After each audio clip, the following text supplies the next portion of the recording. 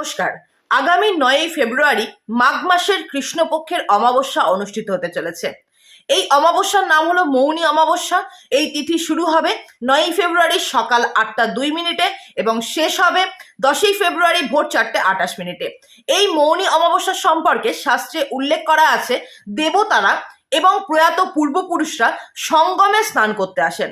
সুতরাং এই তিথি চলাকালীন যদি আপনারা গঙ্গায় পুণ্য স্নান করতে পারেন, দীর্ঘ জীবন প্রাপ্তি হওয়ার সম্ভাবনা রয়েছে, রোগ ভোগ থেকে মুক্তি মিলতে পারে এবং অত্যন্ত পজিটিভ এনার্জি কাজ করবে, জীবনের সফলতা আপনাদের কিন্তু সুগম হবে।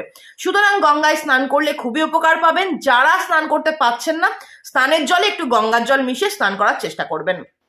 প্রথমবার যারা আমার এই ভিডিওগুলি দেখছেন তারা অবশ্যই ফেসবুক পেজটিকে ফলো দিয়ে রাখবেন।